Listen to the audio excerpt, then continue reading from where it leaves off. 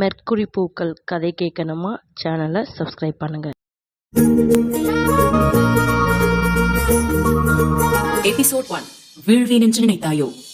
சென்னை சிட்டியில் வாகன நெரிசலை பற்றி சொல்லவா வேண்டும்? காலை 9 மணிக்கு அப்படி ஒரு கூட்டம். அனைவரும் அலுவலகத்துக்கு நேரமாகிவிட்டது என்று கவலையுடன் ஹார்னை அடித்தவாறு இருக்க, அதில் ஒருவள் மட்டும் மௌனமாக நின்றிருந்தாள். மிகவும் பொறுமைசாலி போலும். அவ்வளவு வெயிலும் அசராமல் நின்று கொண்டிருந்தாள். சிறிது நேரத்தில் அப்படியே வாகனங்கள் நகர ஆரம்பித்துவிட இவளும் தனது பயணத்தை தொடங்கினாள். அடுத்து அவள் வண்டி நின்ற இடம் மருத்துவமனை. வண்டியை பார்க் செய்துவிட்டு உள்ளே நுழைந்தாள். ரிசப்ஷனருக்கு சென்று, ஹாய், நான் கல்கி, இன்னைக்கு அப்பாயின்மெண்ட் வாங்கியிருக்கேன் என்று கூற, அப்பெண்ணும் அவள் சொன்னது சரிதானா என்று ஒருமுறை சரி பார்த்துவிட்டு அவளை ஒரு குறிப்பிட்ட இடத்திற்கு சென்று காத்திருக்க சொன்னாள். இவளும் அப்பெண் சொன்ன இடத்திற்கு சென்று அமர்ந்தாள். அடுத்த சில நொடிகளில் இவளது பெயர் அழைக்கப்பட இவள் கொஞ்சம் பயத்துடனேயே உள்ளே நுழைந்தாள். டேக் யூர் சீட் என்று அவர் அவருக்கு முன்னால் இருந்த இருக்கையை காட்டி கூற, இவளும் அங்கு அமர்ந்தாள். கல்கி, ரைட் என்று அந்த மருத்துவர் மூக்கு கண்ணாடியை சரி செய்து கொண்டே கேட்க, இவள் ஆமா டாக்டர் என்று மெதுவாக பதிலளித்தாள்.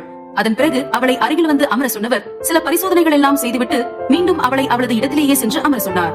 மேரேஜ் ஆயிடுச்சா என்று சம்பந்தமே இல்லாமல் கேள்வி கேட்கவும் இவள் கொஞ்சம் பயந்துதான் போனாள். திருமணம் ஆகாத 19 வயது பெண்ணிடம் இக்கேள்வியை கேட்டால் என்ன பதில் சொல்வாள்? அதற்கு பதில் கூறாமல் திருவென விழித்துக் கொண்டே அமர்ந்திருந்தவளை கலைத்தது அந்த மருத்துவரின் அழைப்பு.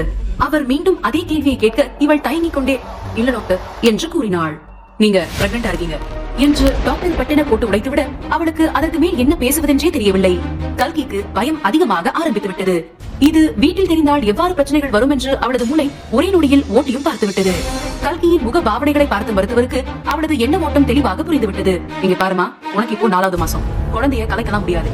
சட்டப்படி அது தப்பு. அதே மீறி பண்ணா உன்னோட உயிருக்கே கூட ஆபத்து வரலாம் என்று அனைத்தும் புரிந்தவராக கூறினார். கல்கியை போல் எத்தனை பேரை அவர் பார்த்திருப்பார்? அவரது முகம் ஒரு நொடி அருவருப்பை கக்கி சென்றது. கல்கியும் எதுவும் பேசாமல் எழுந்து வந்து விட்டாள். ஏதோ தூக்கத்தில் இருப்பது போன்ற பிரம்மை அவளுக்கு. வீட்டில் கேட்டால் என்ன பதில் சொல்வாள்? இக்குழந்தைக்கு தந்தை யாரென்றே தெரியாத நிலையில் பெற்றோர்களிடம் சென்று இதை சொன்னால் நம்பவா போகிறார்கள்? இதை எப்படி கையாள்வது என்பது அறியாமல் மௌனமாக நடந்து சென்று கொண்டிருந்தாள். கல்கி 19 வயது சராசரி பெண். உருண்டையான உடல்வாகு, மிக சிறிய கண்கள். அவளது முகத்திற்கு அது இன்னும் சிறியதாக காட்சியளித்தது. அதே போன்று குட்டி இதழ்கள். அடுத்தவர்களுக்கு சராசரி, குண்டு பூசணிக்காய் என எப்படி இருந்தாலும் அவளுக்கு என்றும் அவள் பேரழகிதான். எப்போதும் தன்னை தாழ்வாக நினைத்ததில்லை. தான் அழகாக இல்லை என்ற நினைப்பு அவளுக்கு இதுவரை வந்ததே இல்லை.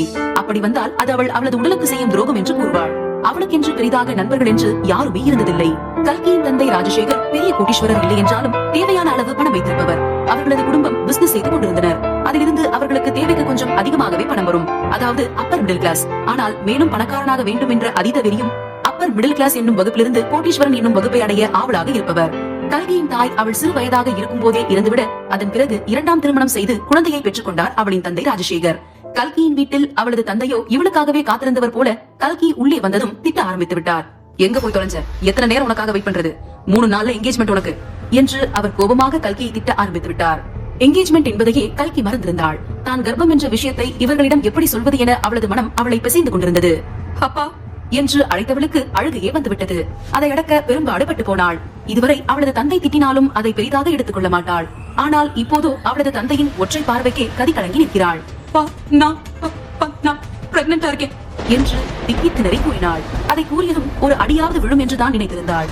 ஆனால் அப்படி எதுவுமே நிகழவில்லை என்றதும் வேகமாக நிமிர்ந்து பார்த்தாள். கல்கியின் தந்தையோ அதிர்ந்து போய் சிலை என நின்றிருந்தார்.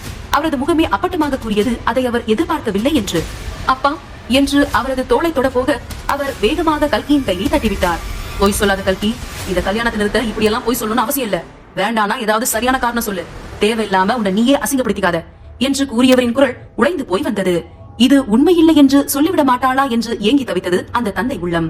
என்னதான் அவர் கல்கியின் மேல் பாசமில்லை என்பது போல் நடந்து கொண்டாலும் அவரது மகளை அவருக்கு பிடிக்காமலா போய்விடும்? உண்மையதான்ப்பா சொல்றேன். நான் பொய் சொல்ல மாட்டேன்னு தெரியும்ல. பயமா இருக்குப்பா. அந்த கடைசி வரை கூறும்போது அவள் அழுதே விட்டாள். அதை அவர் எதிர்பார்க்கவில்லை. இருவருமே ஏதோ பிரம்மையில் இருப்பது போன்ற ஒரு உணர்வுடன் தான் இருந்தனர்.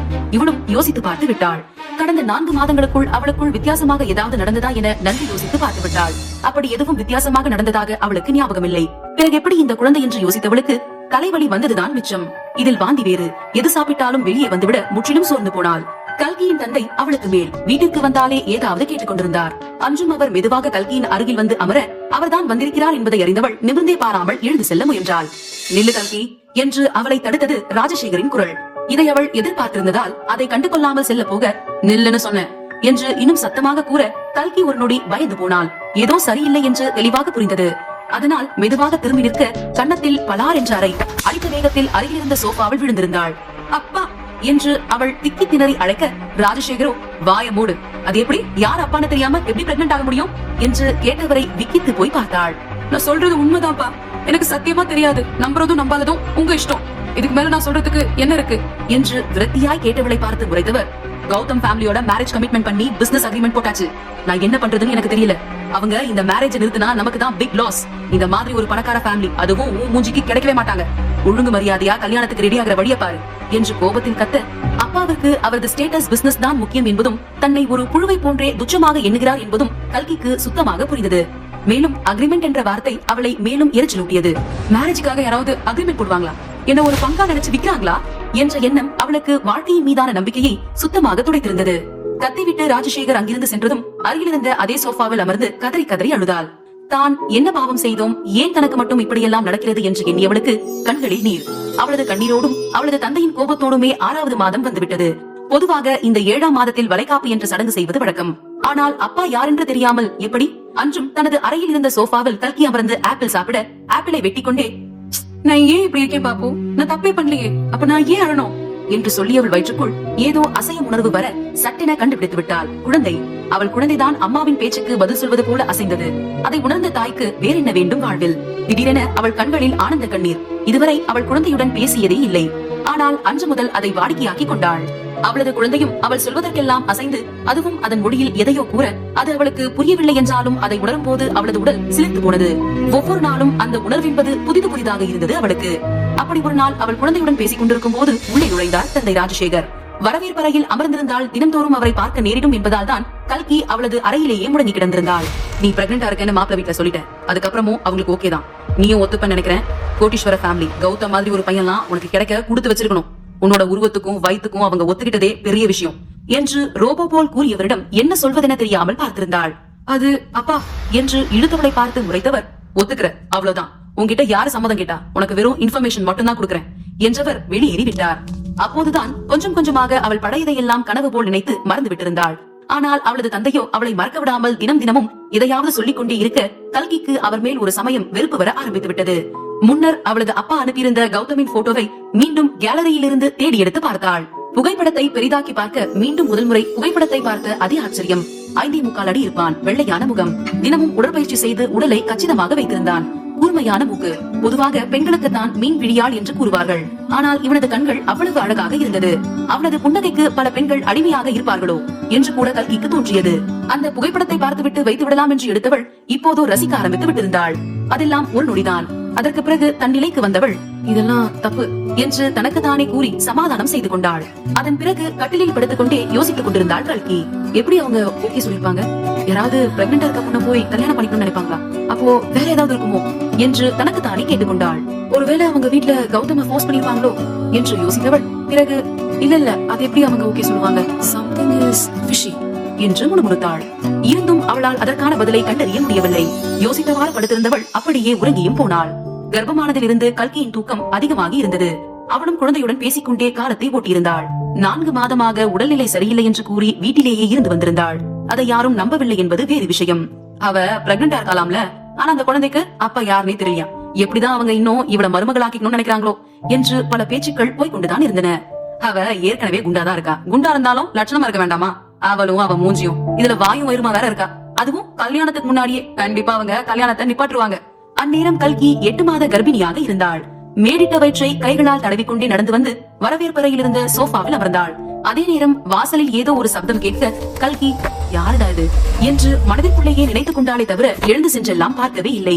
யாரா இருந்தாலும் உள்ளதான வரணும் என்று நினைத்தவாறு அமர்ந்து பழங்களை சாப்பிட்டுக் கொண்டிருந்தாள். அந்நேரம் உள்ளே நுழைந்தான் கௌதம். கல்கி திருமணம் செய்து கொள்ள போகிறவன். கௌதம் வந்திருக்கிறான் என்பதை அறிந்த கல்கியின் தந்தை ராஜசேகர் வேகமாக ஓடிவர அவன் திமிருடன் இருவரையும் பார்த்தபடி நின்றிருந்தான். இந்த கல்யாணத்தை நிறுத்த போறீங்களா என்று பதட்டமாக கேட்டார் ராஜசேகர். எந்த தந்தைக்கு தனது மகளின் திருமணம் நிற்க பிடிக்கும்? அவரது குரலில் அந்த பதட்டம் அப்பட்டமாக தெரிந்தது.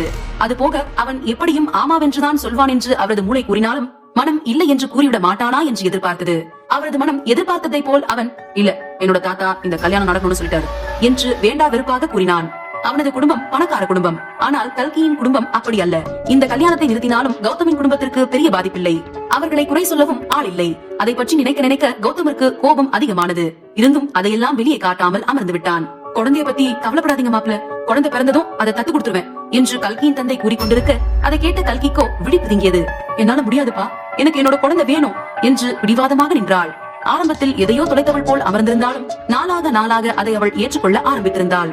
தனது குழந்தையின் இதய துடிப்பை கேட்ட பிறகு அவளால் துயரத்தில் மட்டுமே ஆழ்ந்திருக்க முடியவில்லை. ஒவ்வொரு நாளும் அதன் அசைவுகள் உணர்ந்து தனது குழந்தை என்று இன்ப கண்ணீர் வடித்தாள். கல்கி தனது குழந்தையின் அசைவுகளை உணரும் போதெல்லாம் அவளது உடல் சிலிர்த்து அடங்கும். அது என்னோட குழந்தை, அதை எப்படி நான் விட்டு தருவேன் நினைக்கிறீங்க? என்ன ஆனாலும் எனக்கு என்னோட குழந்தை வேணும்பா என்று அவள் கோபமாக கத்திவிட அங்கு அமர்ந்திருந்த கௌதமிற்கோ ஒருவித எரிச்சல் வந்தது. கல்கி, அவங்க எவ்வளவு பெரிய பணக்காரங்க, அதுவும் நீ கர்ப்பமா இருக்குன்னு தெரிஞ்சும் கல்யாணம் பண்ணிக்கணும்னு சொல்றாங்க. அவங்களுக்கு எவ்வளவு பெரிய மனசு என்று ராஜசேகர் வியந்து கூறிக்கொண்டிருந்தார். அதுக்கு நான் என்ன அவங்களுக்கு அடிமையா போகணுமா?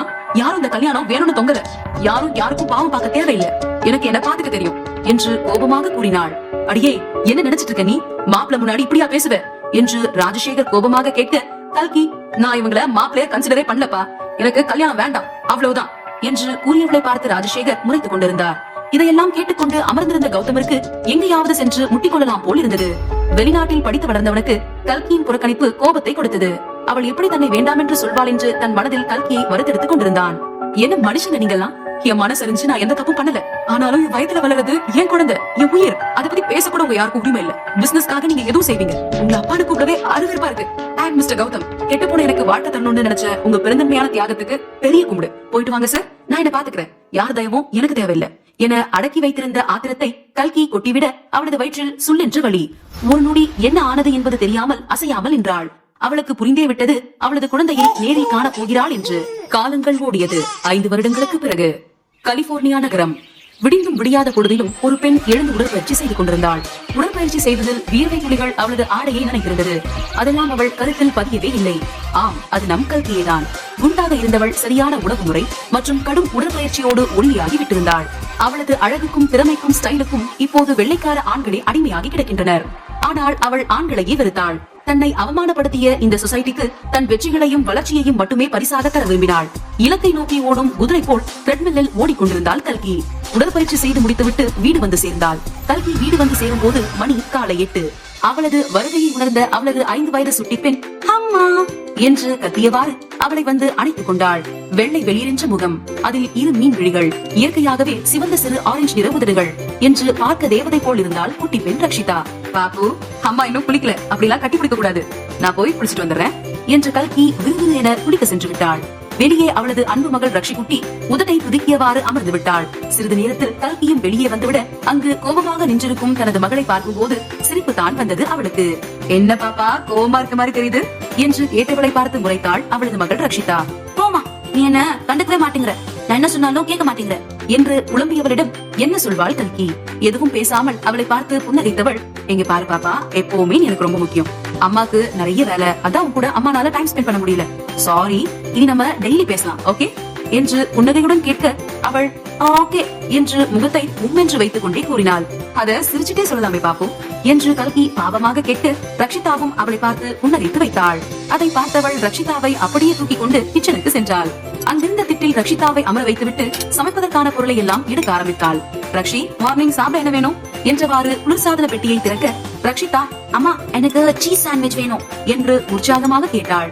நேத்துதான் அதை செஞ்சு கொடுத்தல ரக்ஷி, இன்னைக்கு வேற ஏதாவது கேளு. உனக்கு வாரத்துக்கு ஒரு நாள் தான் சீஸ் சாண்ட்விச், மத்த நாள் வெஜிடபிள்ஸ் தான். என்ன வேணும்னு சொல்லு, அதையே செஞ்சு தரேன் என்றாள் கல்கி. அம்மா, இன்னைக்கு ஒரு நாள் பிளீஸ் என்று பாவமாக கேட்டவளை பார்த்து முறைத்த கல்கி, அப்பப்போ இன்னைக்கு எனக்கு பிடிச்சதை செஞ்சுப்பேன் என்றவாறு காய்கறிகள் மற்றும் பழங்கள் சிலவற்றை எடுக்க அதை பார்த்த ரக்ஷிதா முகம் சுளித்தாள்.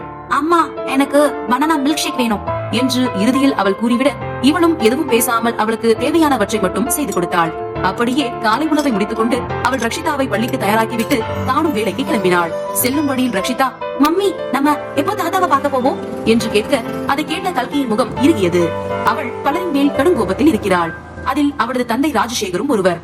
போலாம் பாப்பு, இப்போ ஸ்கூல் வந்துருச்சு, நீங்க போய் படிக்கிற வேலையை மட்டும் பாருங்க என்று கூறிவிட்டு அவளை பள்ளியில் விட்டுவிட்டு அங்கிருந்து கிளம்பி விட்டிருந்தாள். நேராக அவள் வேலை செய்யும் இடத்தை அடைய அங்கு இவளுக்காகவே காத்திருந்தது ஒரு ஜீவன். இவளை பல நாட்களாக விடாமல் பார்த்துக் கொண்டிருப்பவன். அதை கல்கி கவனித்தாலும் பெரிதாக அதை பற்றி யோசித்திருக்கவில்லை. வேலை செய்யும் இடத்துக்குள் நுழைந்ததும் இவளது கவனம் சென்றதென்னவோ இவளது தோழி சாதனாவின் மீதுதான். அவள் அங்கு பர்சனல் அசிஸ்டன்டும் கூட. மிக நெருக்கமான தோழி என்று சொல்லிவிட முடியாது. பார்த்தால் புன்னகைத்து 2 வார்த்தைகள் பேசும் அளவிற்கு தோழி. அப்படி ஒரு தோழி கிடைத்ததில் இவளுக்கு மகிழ்ச்சியே. யாரிடமும் பேசாமல் இருந்தவளுக்கு இது மகிழ்ச்சியே. கல்கி, இன்னைக்கு நீ அழகா இருக்க என்று புன்னகையுடன் கூறியவளை பார்த்து பதிலுக்கு புன்னகைத்தவள், அதுக்கு என்ன பண்ண முடியும்? நான் அழகா இருக்கிறதுனால எனக்கு ஏதாவது கிடைக்க போதா? இல்ல நான் என்ன 100 வருஷம் அதிகமா தான் வாழ போறேனா என்று கேட்க, அப்போதுதான் சாதனாவுக்கு புரிந்தது தான் வாயை கொடுத்து மாட்டிக்கொண்டோம் என்று. அதை உணர்ந்தவள், ஓகே கல்கி, எனக்கு வேலை இருக்கு, பாய் என்று கூறிவிட்டு ஒரே ஓட்டமாக ஓடிவிட்டாள். இவளும் அதே புன்னகையுடன் அவளது கேபினுக்கு சென்று அமர்ந்தாள். அவள் அமர்ந்த சில நொடிகளில் அவளது தந்தை ராஜசேகர் கல்கியை போனில் அழைத்தார். அதை பார்த்தவள் அதை மறுக்க மனமில்லாமல் அழைப்பு ஏற்று காதில் வைத்தாள். அந்த பக்கம் ராஜசேகர், எப்படி இருக்க கல்கி என்று எப்போதும் இல்லாததுமாக நலம் வேறு விசாரித்தார். நல்லாதான் இருக்கேன். இப்ப என்ன திடீர் பாசம்? பிசினஸ் கௌரவம் முக்கியம் நினைச்சவங்க அதே நினைச்சிட்டு இருக்க வேண்டியதானே, கெட்டு போனவங்கிட்ட எல்லாம் பேச வேண்டாம் என்று வாழைப்பழத்தில் ஊசி இறக்குவது போல் இறக்கிவிட, அதை கேட்டு ராஜசேகருக்கு சங்கடமாகி போனது. தான் சொன்ன ஒரே ஒரு வார்த்தை இப்படிப்பட்ட வினையை உண்டாக்கும் என்று அவர் கனவிலும் நினைக்கவில்லை. சில நொடிகள் அங்கு அமைதி நிலவியது. அதற்கு பிறகு கல்கியே பேச ஆரம்பித்தாள். சொல்லுங்க, என்ன விஷயம் என்று இறுகி போன முகத்துடன் கேட்க, அவர், அந்த மேரேஜ் அக்ரிமெண்ட் பத்தி பேசணும், நீ சென்னை வரணும், அப்புறம் உன்னோட தங்கச்சிக்கு கல்யாணம் பண்ணலாம்னு இருக்கும் என்றார். மேரேஜுக்கு யாராவது அக்ரிமெண்ட் போடுவாங்களாப்பா? நீங்க மனுஷனா? 5 இயர்ஸ் ஆகிருச்சு. அந்த பிசினஸ் பார்ட்னர்ஷிப் பேப்பர்ஸ் அனுப்புங்க, நான் சைன் பண்ணி அனுப்புறேன் என்று நறுக்குன்னு கேட்டு வைக்க, இதை கேட்டதுக்குமே ராஜசேகரால் அடுத்த வரி பேச முடியவில்லை. எப்ப வரணும் என்று அவளே மீண்டும் பேசினாள். இந்த மாசம் முடியுமாமா, நீ வந்தா மட்டும் போதும் என்று கூறவும், கல்கி சரி என்று கூறிவிட்டு வைத்து விட்டாள். அடுத்த வாரமே கல்கியும் அவளது குட்டி பெண் ரக்ஷிதாவும் கிளம்பிவிட்டார்கள். அவளுக்கு அதில் விருப்பமே இல்லை என்றாலும் கிளம்பினாள். அவர்கள் ஊருக்கு செல்ல போகிறார்கள் என்று தெரிந்தவுடனே அதிக சந்தோஷப்பட்டது ரக்ஷி குட்டிதான். இதுவரை தனியாகவே இருந்து வந்தவளுக்கு இது ஒரு மாற்றம். என்னதான் கல்கி அவளின் தந்தையிடம் பேசவில்லை என்றாலும் ரக்ஷிதா அடிக்கடி பேசிவிடுவாள். அடுத்த 1 மணி நேரத்தில் அவர்கள் விமானத்தில் ஏறி இருந்தனர். விமானத்தில் ஏறிய உடனேயே கல்கி கண்களை மூடிக்கொள்ள, அவளுக்கு அருகில் அமர்ந்திருந்த ரக்ஷியோ தூக்கம் வராமல் மௌனமாக அமர்ந்திருந்தாள். ஒரு அரை மணி நேரம் கடந்திருக்கும்.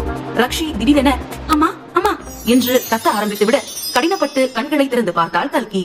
ஏண்டி என்று கல்கி பாவமாக பார்க்க, நம்ம அப்பாவை பார்க்கதானே திரும்ப நம்ம ஊருக்கு போறோம் என்று அவள் கல்கியின் தாடையை பிடித்து கேட்டாள். உனக்கு அப்பா இல்ல என்று கரராக கூறிவிட்டு தோளில் புரண்ட முடியை இழுத்து காதோறும் செருகினாள்.